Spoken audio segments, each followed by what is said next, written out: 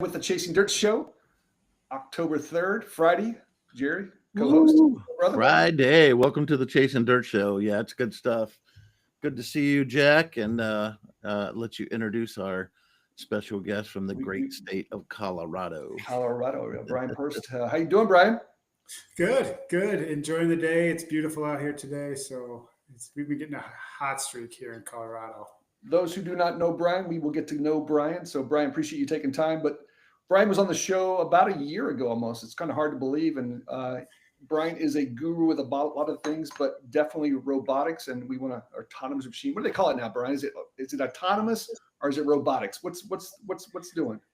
I think you can say either. I really go autonomous mobile robotics is the main thing that I go to because people don't understand, when you get into robotics, you think of robotic arms, you think of humanoids. Really where we kind of focus on is autonomous mobile robotics, more like if you see like a Waymo car or something like that. Well, let's make the announcement. So introduce yourself. You got a new gig that's starting up. Let's talk about you. Let's talk about your gig, and then we can just dive into some topics along the way. Yeah, so I've been in the industry for, almost 20 years now. Worked with Nilfisk, and now I've been in the robotics field for about 5 years with several different companies. I've really introduced a lot of the robotics equipment to the United States. Recently, I took a role with Avidbots here out of North America. Very exciting. One of the companies that's really making a big play here in the United States. So I'm excited to be part of the team here. That's your robotics right there, right? That is it. Look at those eyes. You can see the cats up front. It's been the newest machines here. We've been working with some big customers across the United States and really focusing on retail spaces and expanding into that marketplace. That's cool. They kind of got the eyes working too. Almost. Those are the sensors though, right? Yeah. So LiDAR sensors right there, 3D sensors.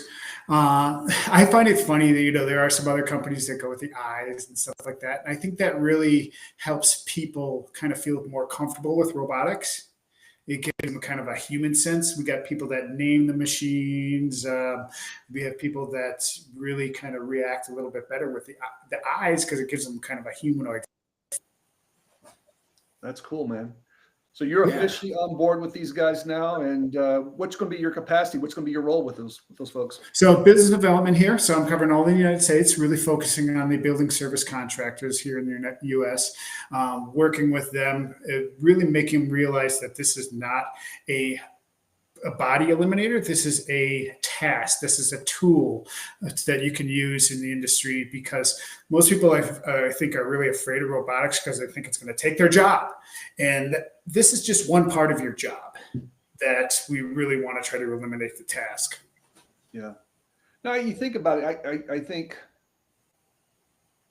what's you look at the transitions different times, from going from horse to automobile, everybody's freaked out that the horses, you migrate to the next thing that's going to be better. And again, the way I look at these machines is productivity, first of all, right? You want to get productivity, but you also think about that machine you're buying. So, a lot of cases people are paying $25,000 to $30,000 for a walk behind machine. So you think about the cost of that equipment to maintain it on a daily basis, but also you've got somebody behind the scenes making 20, 30, 40 bucks an hour. Just think about that. And again, not to take that body out of the equation overall, but where could that body be better served in the facility doing something more customer value added versus just walking behind a machine that honestly, with the way the industry's going, could do it itself, Yeah, and I think you hit the nail on the head. Is that this is just eliminating a task. We don't have robots that can really clean the windows in the bathroom, scrub the toilets, those type of things. There are some companies out there that are doing a good job with that, but those machines are $200,000. Yeah. So the return on investment is just not there yet. I think the technology is going to get better over the next couple of years, so it's going to bring it down. But what we're really trying to do is just kind of eliminate that floor scrubbing task, give you that ability to say, okay, now I don't have to scrub the floor. Now I can spend more time if you're working in like a grocery store, cleaning aisles, cleaning windows, cleaning things, chairs, stuff like that get really neglected in the long run. So you can really spend more time focusing on those smaller things that you may have missed before. one of the things that and just like everybody, I was a BSc, Brian, and I was very skeptical of robots when they first came in because in my mind I'm thinking about a robot cleaning a desk or a bathroom, the liability, all that stuff, and I've grown to be more more connected and okay, I can see where this works, and that's one of the areas. And I guess my question to you would be, where is the sweet spot for robotics right now? I think you mentioned a little bit on the retail side, and I can see a maintenance guy at a large facility or somewhere getting time freed up, with that pre-programmed robot taking care of floor care and all. But what is the real sweet spot right now? And then 5 years and 10 years from now, where do you see robotics playing in the cleaning industry? There are a lot of people who are proponents of it, and myself, I'm still 50-50, but I love the floor care side of it, so that's great. But when you think about the future, what does that look like for robotics, just in your opinion? So, Yeah, I mean, I think a lot of these, we're gonna step more into like smaller retail spaces. So I think, you know, where we've been really doing well is warehousing, yeah, yeah, places where they don't tend to do a lot of cleaning, where they don't have an assigned janitorial staff, where they don't hire a BSC, but you still need to keep those floors clean in those warehousing spaces. yeah. Also, K through 12, higher education. Those great spaces are great spaces because this kind of eliminates that task throughout the day. And then also healthcare. When you're in a hospital, it's just nonstop going, and it's all hard floor, and they need to keep it clean. They need to keep the space really kind of that clean feeling, so that you feel like when you walk into a hospital, you're not walking into a space where it's just icky. So I think those are real three key verticals that I see a lot of it taking off first before anywhere else. Yeah. And where do you see the return on investment time frame wise? What do you think it looks like for, say, like I love the hospital idea because we did, I think we cleaned 3 or 4 million square feet a night in medical office space and hospital, and I think that people, when people go to the hospital, they're like, I got to get out of here. This is the dirtiest place in the world, which is not dirty, but just because of all the germs. But what does it look like to when you go to purchase a piece of equipment? Obviously, you're freeing up a staff person, but what does that return on investment look like time wise? And Yeah, generally what I see is in the first year, after that first year, they really start to see that return on investment, especially for a hospital space because it's running nonstop. You can have a machine like ours running nonstop. You can switch out the batteries. You can continue to keep them working throughout the day. And that's one of those things, where if you're in a hospital, generally you're cleaning late at night. This can have the ability to clean throughout the day. And Jack, you mentioned something about safety too, and working around people. That's not a concern. That is probably, I get so used to it that I forget that safety is the least of my concerns because a robot's better than a human operator most of the time because it never blinks. Yeah. It never turns away. It doesn't go too fast. It doesn't go too slow. It just continues to always be aware, unlike, a human operator that maybe hits a wall or hits a staff or somebody like that. Yeah, I'm gonna go down a rabbit hole real quick because this is something that I heard, I don't know, 2 years ago. It was a forward-thinking guy that was using what was the vacuum that was about the size of a trash can? What was that? Did you work for them, Brian? What was the with Karcher or is it? No. What was the company? Crap, I can't remember it. But it was a vacuum. But he would go in and he had a lot of retail spaces. In the retail spaces he went into were offices and he had carpeted. So rather than staffing with 2 people and having some vacuum for an hour a night, he would take that. He would have that robot and they would bring it in and crank it up. But here's the rabbit hole I want to go down. If I get one of your machines and I know the production rate's this, I know I'm going to run it 6 hours a night, and I know I've got, just for a round number, I'm paying somebody $30 an hour to do the cleaning with that robot. Is it feasible? And this is a question. This is where I'm going down the rabbit hole. Is it feasible to say, okay, that $30 an hour person is going to be doing these tasks. He's going to be maintaining the equipment as it needs to be refilled or recharged or batteries changed. But for that equipment, could I go in there and charge $15, $20 an hour to recoup that ROI? I guess that's the question, because at the end of the day, it's still a resource that's in the facility doing work. It's not the same elevation of a actual employee, but it is doing work. So rather than just saying, "Hey, we're doing the jobs quicker," could you actually put that person or that robot on a type of payroll that's part of my strategy? Yeah, no, that's actually that's something that we've thought about as well too. Is that really but the fear from my side is that we're not trying to like really eliminate somebody. We're just trying to eliminate a task. Yeah. But looking at how much time does a guy spend a day? 2 hours scrubbing, 3 hours scrubbing, whatever they use that time. Could that time be utilized somewhere else? Yeah. Is the main thing. But you're right. I think it's a good idea is that focusing on like, as this is an employee that you place there, not just a robot, these are now becoming a useful resource as an employee. No, and I just think it's a supplemental. It's like, again, I'm just trying to think how you price this thing out, because all of a sudden now your production rates, not every account, but your production rates are going to just go that much better, Well, and I think that's the hardest thing. Robots have been around for 30 years. This is not something new. Yeah. But I think where a lot of people, when in our industry was that we really approach it as we're going to eliminate your whole staff.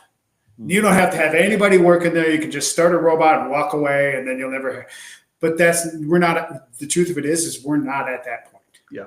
We still need people to operate the machines. We still need people to, make sure that it's running correctly, cleaning the tanks, flipping the squeegees, doing those things that are just general maintenance on the machine, as well as continuing to clean the bathrooms, clean the smaller stuff, clean chairs in the lobby and stuff like that in the hospital. Yeah, and I think you got to look at it too, Jack, from a labor hours and a production hours type response. So instead of saying it's replacing someone, or is it going to be a salary that we replace? Because in my world, I'm thinking to myself, man, if you could turn loose I just I went to Georgia and met with a large tire production company, and immediately we started talking about this. I thought this is a perfect place for them, because they are constantly trying to figure out, how do I keep this floor clean and the bathrooms and the laundry, they got rags systems and all that. How do we keep all that straight? Well, in my mind, I'm thinking, okay, that would buy them multiple hours in a day to where they don't have to hire another staff person to do it. But this is it's a non-thinking, just here, set this thing up and let it run. So that's a great option. So I have somebody to hook you up with, Brian. I think that's the main thing, is that we're not trying to eliminate somebody. We're really just trying to make it more efficient. I think the other thing is going to change drastically as more and more autonomous units, robotics get involved, is the architecture. Think about that. Warehouses are prime because it's so wide open. Conference rooms for the vacuum unit, they're wide open. But I think you're going to start to see architects having to adjust to how they design buildings, so that the robotics, again, the robotics are pretty damn smart, but they can get around readily. I've seen some robotics that I think is pretty cool. They'll actually return their cells back to, maybe this is residential, but I think I've seen some that are commercial as well, that return their cells back and kind of recharge themselves and then go back out and do some work. So workstations. Yeah, and you're even seeing in bathrooms right now. You're not necessarily seeing doors. You're seeing kind of you maneuver around corners because you're not touching surfaces. Now you get to the stalls, you've got to still get there. But no, I just think architecture is going to change overall to kind of allow for this. No, it's exciting times. It's you factor this with AI, things are changing quickly. Yeah, and you just mentioned something about the architecture building around it, and you've got, like you say, if you've got like a conference room with there's chairs, maybe there's tables set up the night for a meeting that they have the next morning early, stuff like that. So what's neat is that the technology years ago, and some of the other guys have like the technology that maps a room, and then it continues to follow that path. What's neat about like the Avidbots is that it has the ability to provide machine learning, or what we would call AI, which I hate to say, but what it does is it learns new patterns. So if it sees a chair there, it goes, okay, there's a chair here. Today I got to go around this. Where the older machines, they would see that chair, they would stop and they wouldn't know what to do. Yep. What it really is it's just taking a lot of data and analyzing that data every day. Maybe there's that chair there again. Maybe that's going to be over here today. And what's neat about especially our product, is it learns and it actually knows the difference of a table and a chair and a human being, if the wall is moved and stuff like that, which is really neat. Let me ask you this though: is when you start capturing this data, are you going to be able to start to? I'm probably using the wrong term, but are you going to be able to start to, with that analytics, start to say, hey, the level of clean? You know, we can say with confidence that we've been through 98% of your facility with this unit. Now we've had 2%. Our 2% blockage, you know, something's there blocking it, but we know for certainty that we have records Monday, 98%, Tuesday, 99.9, you know, Wednesday, you know, 75 because they had a special event going on. There was a lot of tables there. But when you start getting that kind of metrics over time, and it really kind of I used to say, I guess they call it the proof of clean or something like that. Yeah, I've actually got all that data behind me. Well, it's funny. What we've done with a lot of guys, and we've done like demos and we do presentations where we'll have it test in the facility.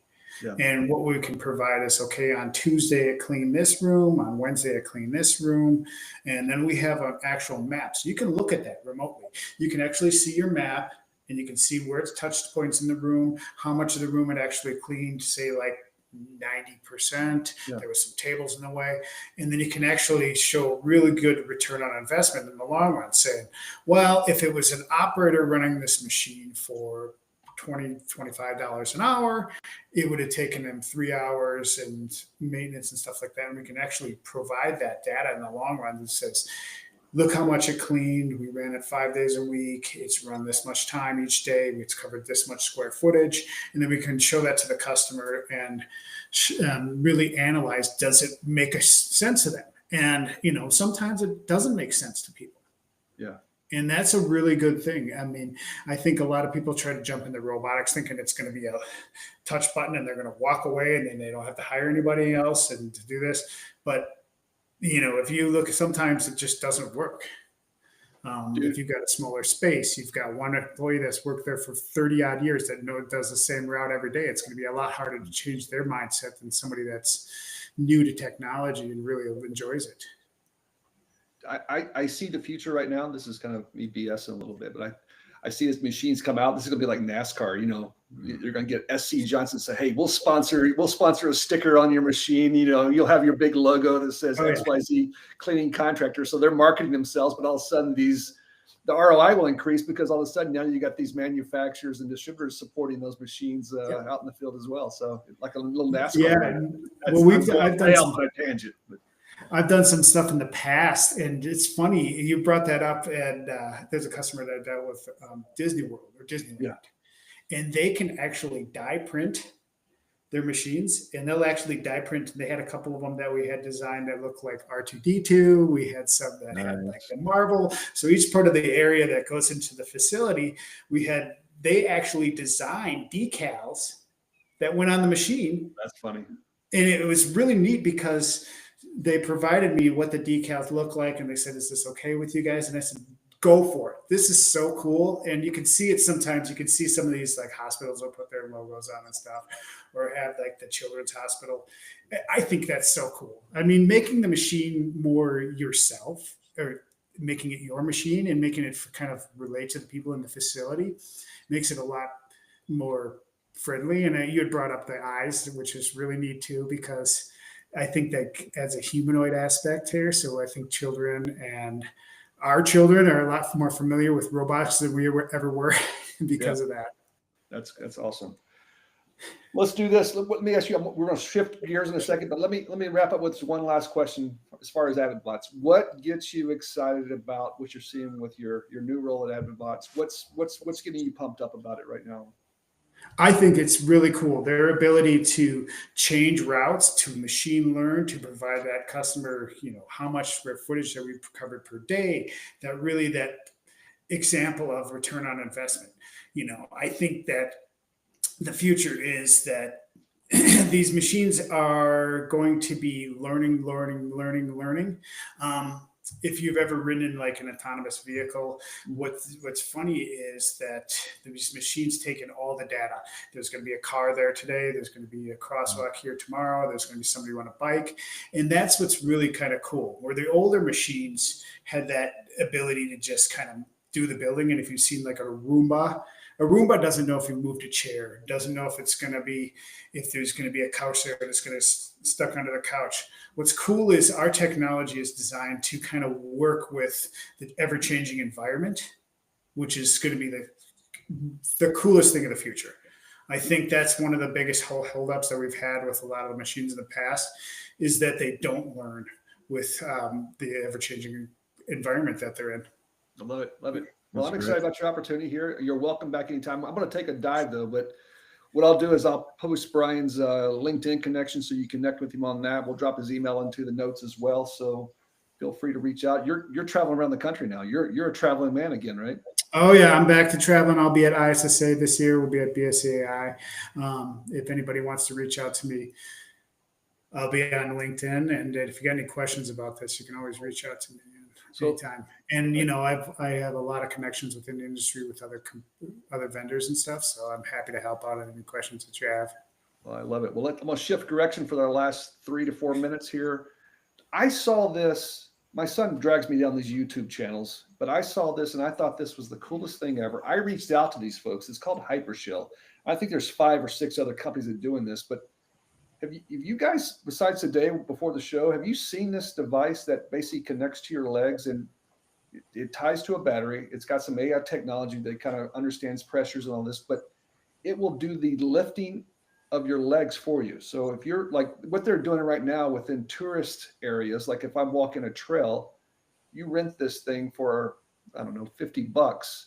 You plug it in and you can basically walk 10 miles and you don't feel like you walked but a mile. It's insane. And I'm trying to think to it. And the reason I reached out to him, I'm going, are there certain contracts that just require a lot of working? You want to get your people, have top energy, not be, just beaten up because they're walking 15 miles a day. Hospitals, prime example, colleges, prime examples. But I don't know if you guys have seen this. What your thoughts are? No, it's I'm somewhat fascinated by it because I would want to know, like, does it mimic my walking? Because I have swag and I don't want to lose that. But that would be my first question. But no, it looks pretty interesting. It might be worth checking into for sure. So And there's an app, so you can basically run with this thing. it's crazy.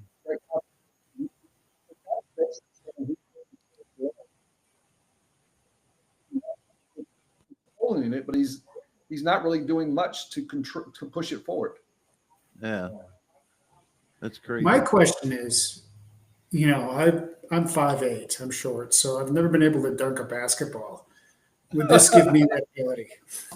That might be. You might not be able to slam a basketball, but you might run down court much quicker because it does have a running aspect to it. So you can actually turn on the speed for this thing. But you could just kind of take a nap while you're running a marathon. Yeah, you take a nap. And the whole takeaway is that the energy level. So I was just trying to relate this to the bicycle mode they talk was really cool. So if you're bicycling, it says it does the heavy lifting on that as well. But I was thinking that there's certain contracts that have, has something going on with a lot of distance travel, a lot of just want to keep your energy level of your team up. Would it be a fit there? So I reached out. These guys give me one. I'm going to demo this damn thing on this show right now. That's what I'm going to do. So I could see that. I want to see you dunk a basketball. I can well, Jack, what are you, like 6'7", 6'6"? Yeah, and you should be able to dunk. Yeah, 6'2", 6'2". No. Oh, okay. I've got the old fat guy can't jump more than 12 inches. Yeah, we were just talking about football. This might bring your NFL career back. Yeah, wear those things. Wear baggy pants with those on. Yeah, you never know. But anyway, I just thought that was clever. So if I'm gonna shoot this video and I'm gonna make a clip and send it to him and say, hey, I'm serious about commercial cleaning because I think there's something there. I don't know what it looks like yet, but I think there's something there. But there's definitely something there for you and Avidbots, Bryan. So we appreciate you. That's legit. That's like legit opportunity. So Anything to close up with or anything to wrap up? We appreciate you jumping on 11th hour with us, but man, it's always good to see you and appreciate your support of us and the industry overall. No, I'm excited to see everybody and get more back into the industry, and always available if anybody wants to reach out and got any questions after this. Happy to answer, and looking forward to working with Avidbots some more. And what's really neat is that, what's cool about our technology too is that we are North American based. So all our cloud-based information, all your data goes into the cloud here based in North America. Awesome. Good stuff. Mr. Jerry, any final words of advice? No, thank you, Bryan. Looking forward to seeing how things advance for you and how that industry plays into obviously the commercial cleaning world. So we're excited about that, and if we can help in any way. So, but hey, we're glad you're on one of the most popular shows on YouTube right now. So yeah. Most popular show. I'm officially a YouTube star for my 17-year-old. So we're YouTubers now. We're YouTubers. You gotta, like and subscribe. We've got more subscribers coming on board, so we're getting people saying hello to us. So thank you, Bryan, very much. Have a great weekend, Jerry. Have a great weekend. And we'll catch you guys next Monday at 4 p.m. East Coast time. Thanks. Great. See you then. Good job, brother. Yeah. Thanks.